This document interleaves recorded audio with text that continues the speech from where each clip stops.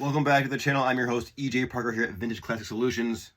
Today we have an epic unboxing. There's not one, but there's two items in here. I think. About to find out. So let's get started. Hope everyone was doing all right. Everything is great. Busy with the store and my channel. And the holidays. Shipping, receiving, gifting. All right, so this,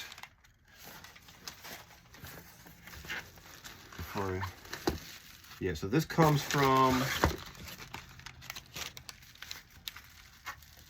let me get my knife, a dealer on eBay. I bought this in the wilds of eBay, out in the wild of eBay.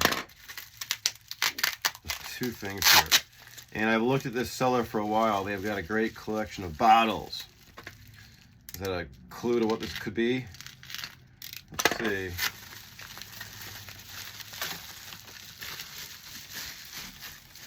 Oh man, look at that. Oh wow. Jeez. How pretty. This is gorgeous. You know what this is? This is a case gin bottles, black glass, from 1860. How do I know? This is from Digger Dave. Digger Dave's a bottle dealer and collector, historian. He's got some videos on YouTube as well. His shop is almost all bottles. It's amazing. So thank you. This is awesome. This was found in a privy, an 1860 privy. What does that mean? A bathroom from the year 1860. Bottle diggers, people that look for bottles in the ground, know that historically outhouses or privies or bathrooms dug in the ground were places that people threw their garbage. Like this. Fast forward, what, 150 years later, 200 years later, people like me buy these.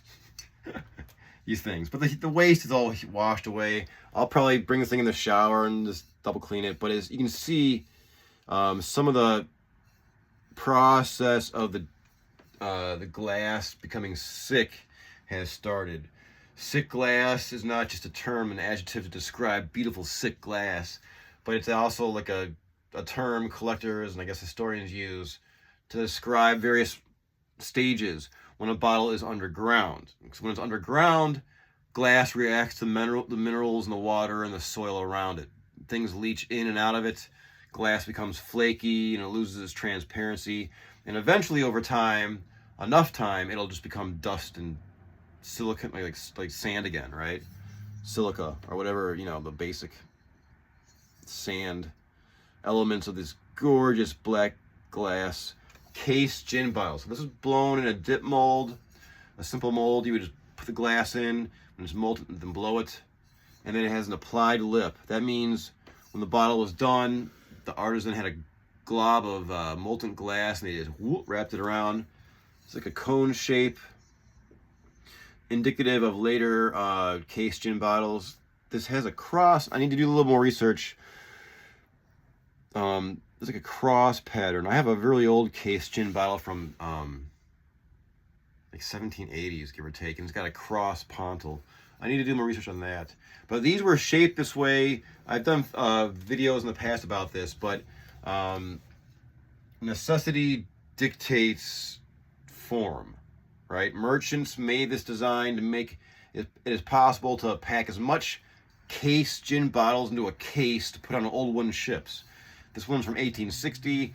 I assume it's from the USA. I don't have an exact location, but this, so like you'd have all these bottles together. I love how it doesn't stand upright. Well, it almost disappeared on this black countertop. I love it. Oh, I love black glass. So you'd have a bunch of these, and their square shape lets you put a lot together, as opposed to a round shape. You lose some. You're wasting some space. Again, if you're a merchant, you want to move as much gin as possible. So that's, you know, like 1700s, 1800s, and this became synonymous with gin. This shape bottle became the gin bottle because it's from merchants shipping gin. It really isn't really that practical as a utilitarian bottle because it's top heavy. The The feet are small, but it's gorgeous. I love this thing. Oh man, it's non-transparent. It's just like black, green, gray. Oh, I love it.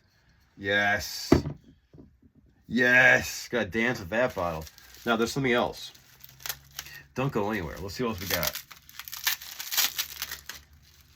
Now this, I asked Digger Dave if this was Doug, and this was not Doug. That bottle was Doug. This was found, I guess, in an estate sale. It looks like it's Doug. That's why I asked, because you'll see. 2 for the price of 1 unboxing video. That's value, folks. All right. Wow.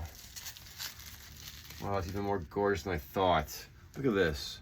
This is an old school crucifix. How old? Old enough to have the skull and crossbones, the symbol of Golgotha, like Adam's skull. The blood of Christ dripped down onto Adam's skull, washing away the sins of man. That's some of the symbology. There's a crown of thorns and the radiant rays symbolizing heaven on earth, and the glory of Christ. There you have the Sacred Heart. The Sacred or the Eternal Heart? I forget that. That one always confuse the words. This is awesome. So this was not found in the ground. This was found in someone's house, I'm assuming. This is gorgeous. Now this it's probably European, I'm assuming French or German. It's typically the makers of these, and this is antique. This is not vintage. This is over 100 years old for sure. In my store, 20 to 99 years old is vintage. Right now I'm a vintage man. And then 100 years old is antique. And then how's it go after that? Well, then you get the medieval and ancient. But in the USA, we don't have that much medieval and ancient items. We do have Native American, but that's a whole other topic. Back to this. So what this is a dark, maybe ebony inlay. It's wood with a pewter frame, possibly. Sometimes it's silver, sometimes it's pewter, sometimes it's some kind of alloy. But you can see it in the light here, the metal frame, and that's wood. How gorgeous is that? Collectors, people collect these for various reasons. Of course, spiritual and faith reasons. I'm personally agnostic. I collect these they keep me searching for answers, and I just love the gorgeous aesthetic beauty of these. Just I love symbology. You might be able to tell. I don't know, but I love the symbolism, and I'm learning about the historic aspects of the symbolism, the craftsmanship, everything. And I love artist depictions of heaven on earth, these radiant rays on the crown of thorns. I love things like that. You can probably tell from all the items around me. So this is gorgeous. I just received this, obviously. If I had to date this, 1875? I don't believe this to be 1900s. I believe this to be probably late 1800s, the last quarter of the 19th century. Typically these have German, like I'll say in some small little corner, Germany, France. I don't see anything yet. I need to do more. I buy and sell these. This one I bought personally because I thought this would be great in my personal collection of my crucifix. Some of these are for sale. But I thought this is just a gorgeous one to have as an example in my personal collection. But I do buy and sell these. Typically these are European origin.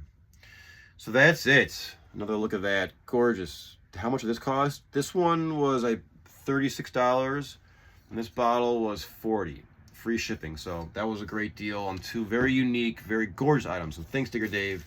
And as always, thank you for watching, and thanks for checking in.